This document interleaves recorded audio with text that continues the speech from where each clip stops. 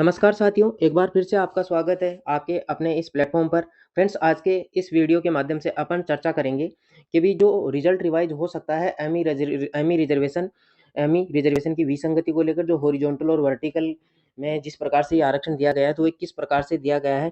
अगर ये विसंगति है और अगर रिज़ल्ट रिवाइज़ होता है, तो कौन-कौन सी कैटेगरीज़ की कट ऑफ प्रभावित होगी? तो दोस्तों, ये जो अपने साथी लोगों में ये कन्फ्यूज़न चल रही है कि ये रिज़ल्ट अगर रिवाइज़ होता है, तो कौन-कौन सी कैटेगरीज़ प्रभावित होगी।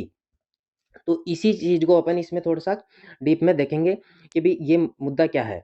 तो फ्रेंड्स, इसमें क्या है कि भई जैसे एमी रिज़र्वेशन एक प्रकार का हॉरिज़ॉन्टल रिज़र्वेशन है। तो हॉरिज़ॉन्टल रिज़र्वेशन अपने 2 टाइप के रिज़र्वेशन होते हैं। ये वर्टिकल रिज़र्वेशन हो गया और ये हॉरिज़ॉन्टल रिज़र्वेशन हो गया। ये हॉरिजॉन्टल रिजर्वेशन, ये वर्टिकल। तो सबसे पहले किसी भी भर्ती में वर्टिकल रिजल्ट तैयार किया जाता है। वर्टिकल रिजल्ट तैयार करके सभी कैटेगरीज की पोस्ट फिलअप कर दी जाती है।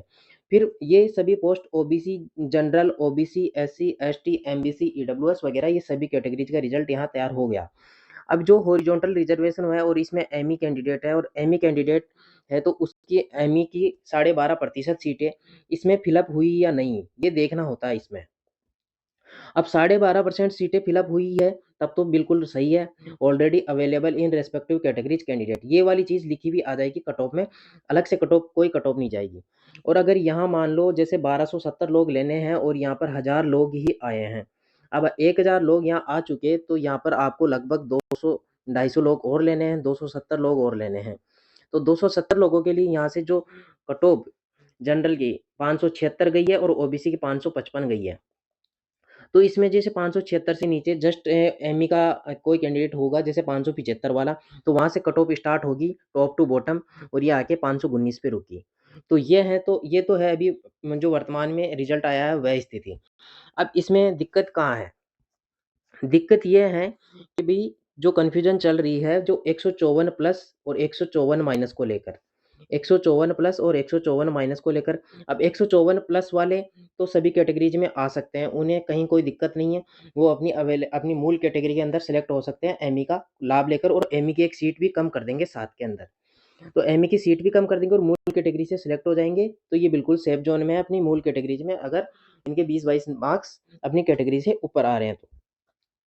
अब रही 154 माइनस वालों की बात। 154 माइनस वालों में ये है कि भी जो वर्टिकल कैटेगरीज़ में सेलेक्ट हो गए हैं और एमई की जो 519 कट ऑफ गई है, उससे कम नंबर पर सेलेक्ट हो गए हैं।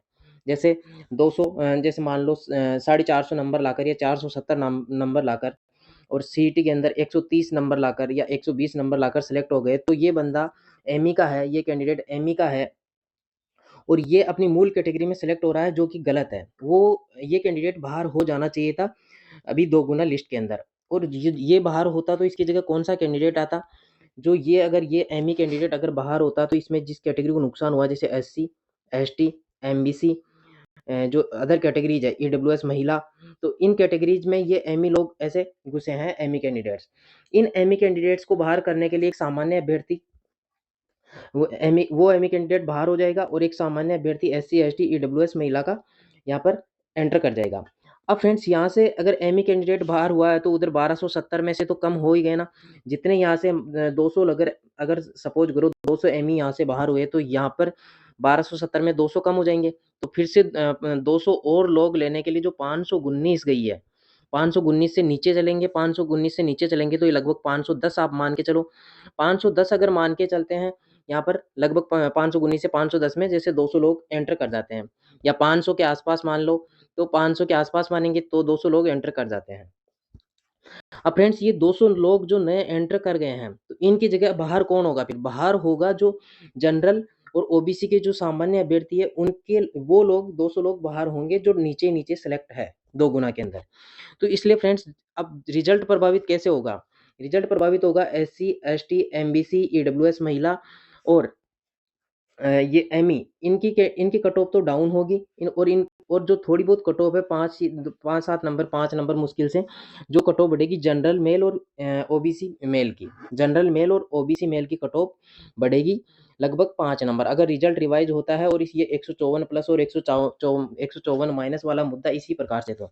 लेकिन जो चेयरमैन साहब बोल रहे हैं, वो ये बोल रहे हैं कि भई जो वर्टिकल रिजल्ट तैयार किया है, उसमें हमने एमई को उसका कोई ध्यान नहीं रखा, और हमने जो टॉप 1270 लोग लिए हैं, जो टॉप 1270 लोग लिए हैं वो 519 से ऊपर लिए हैं, टॉप टू बॉटम रिजल्ट तैयार करा है।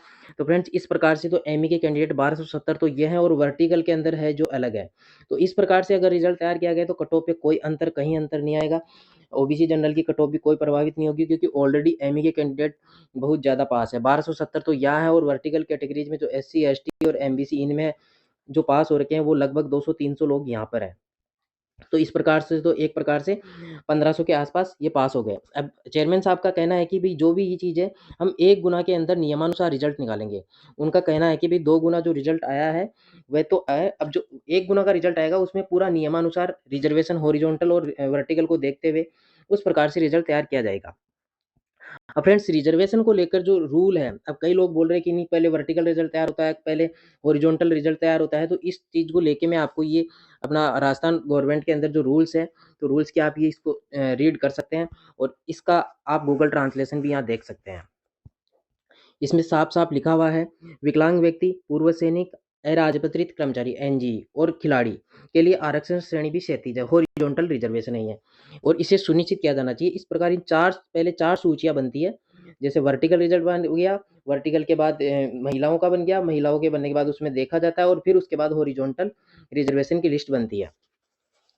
विकलांग व्यक्ति, पूर्व सैनिक, राजपत्रित कर्मचारी और खिलाड़ियों की कमी यदि कोई हो तो गणना की जानी चाहिए। जैसे वर्टिकल रिजल्ट तैयार हो गया, तो उसमें देखना चाहिए, गणना करनी चाहिए कि भी कंप्लीट आ गए हैं जितने लेने थे, या नहीं आए हैं। नहीं आए हैं तो अपन को अलग से हॉरिजॉन्टल रिजल्ट की नई लिस्ट बना के टॉप टू बॉटम दोबारा से सेलेक्ट करना है।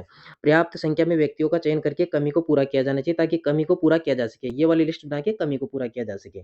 इस प्रकार चयनित प्रत्येक व्यक्ति के लिए चयनित व्यक्ति की समान श्रेणी के सबसे कम मेधावी को दूसरे दौर में बनाई गई श्रेणी की सूची से हटा दिया जाता है।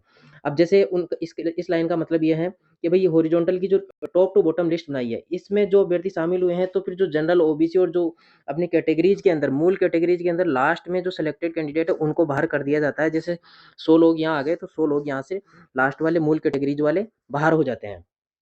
इस बात का ये कहना है, तो पहले वर्टिकल रिजल्ट तैयार किया जाता है और फिर हॉरिजॉन्टल रिजल्ट तैयार किया जाता है। इस चीज़ का बस इतना कहना है। अब आप ये और चीज़ यहाँ पर रीड कर सकते हैं, अगर अच्छे से और समझ नहीं पा रहे तो यहाँ से rules in final JRA result.